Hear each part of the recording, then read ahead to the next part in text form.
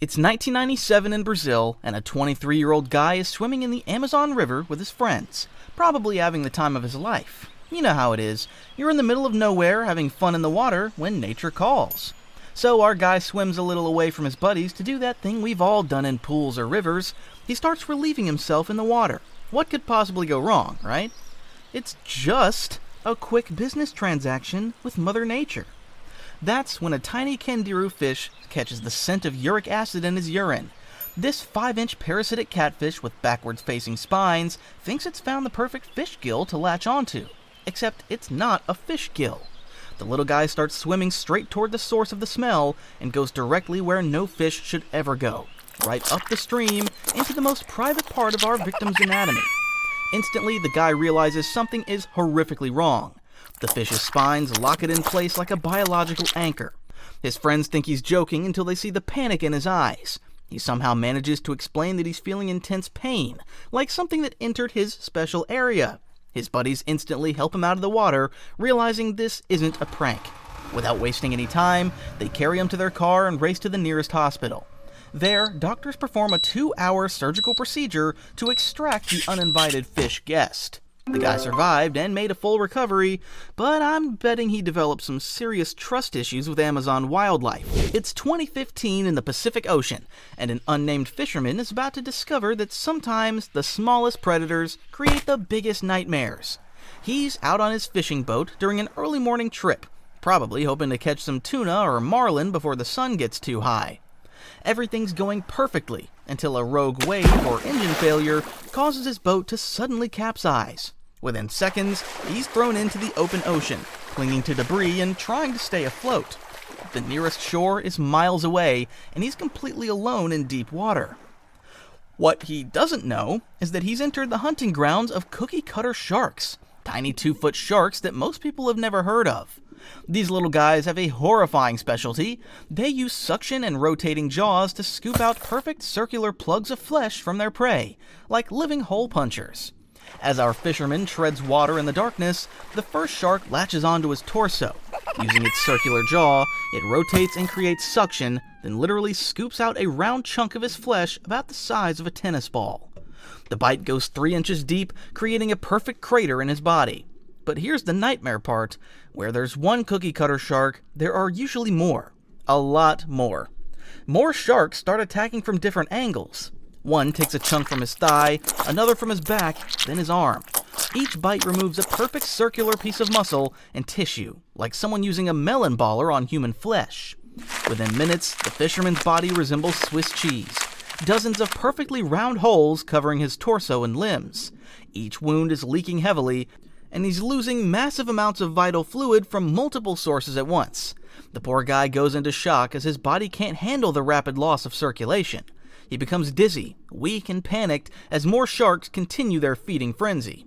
By the time potential rescue arrives, he's already succumbed to the blood loss.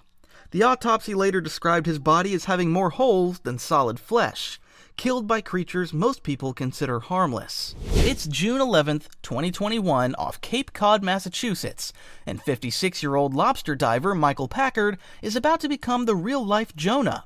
He's 45 feet underwater doing routine diving work when something absolutely impossible happens. Michael's swimming along the ocean floor checking his lobster traps when he suddenly feels a massive impact from behind. Everything goes pitch black. At first, he thinks a great white shark has attacked him, but then he realizes something's very wrong.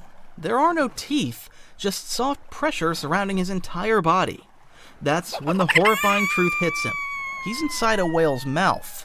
A juvenile humpback whale has accidentally scooped him up while feeding, and now Michael is trapped in a living cave of flesh and baleen plates. He's completely conscious during this nightmare, surrounded by the soft, billowy walls of the whale's mouth cavity.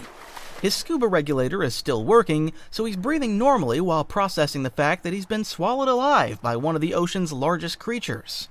For 30 to 40 seconds, which probably feels like hours, Michael experiences pressure squeezing his limbs as the whale realizes it has made a terrible mistake. This isn't krill or small fish in its mouth, this is a full-grown human in scuba gear. Suddenly, the whale surfaces and violently shakes its massive head. Michael gets launched out of its mouth like a human cannonball, flying through the air before splashing back into the ocean. His boat crew watches in absolute shock as their diver literally gets spit out by a whale. Michael emerges bruised with a dislocated knee, but otherwise miraculously unharmed. Let's move on to something where a pet killed its owner, and we're not talking about a normal pet. Here, we're talking about a cassowary. If you don't know what that is, imagine a 6-foot-tall, 130-pound bird with 4-inch razor-sharp claws that experts call the world's most dangerous bird. Now imagine keeping one as a pet. It's April 12th, 2019 in Florida, and 75-year-old Marvin Hajos is about to learn why some animals should never be domesticated.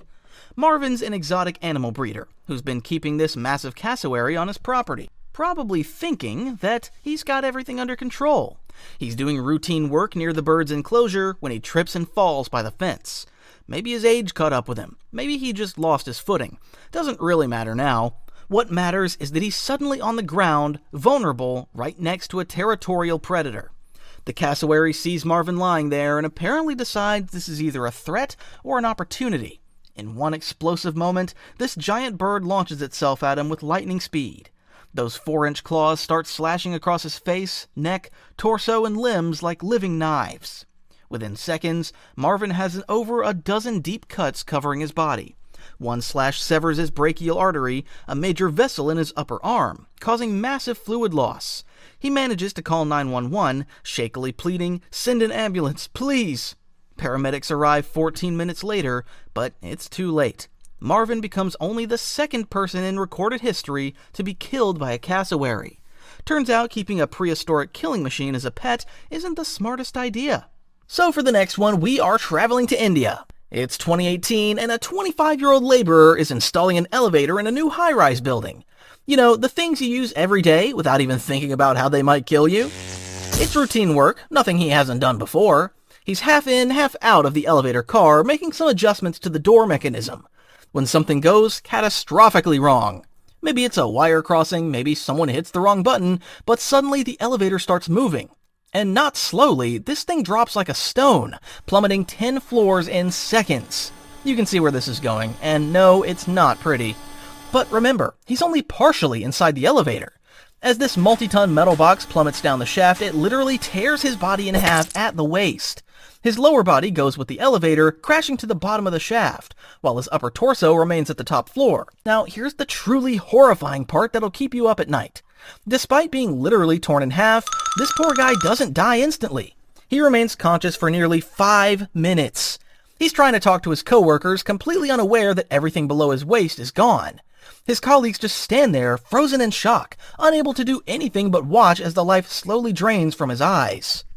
His coworkers later described how he seemed confused, asking why he couldn't feel his legs, why everyone was looking at him that way.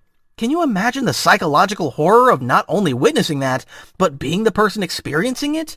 Your brain hasn't caught up to the fact that your body is half missing, that you're already dead, and you just don't know it yet.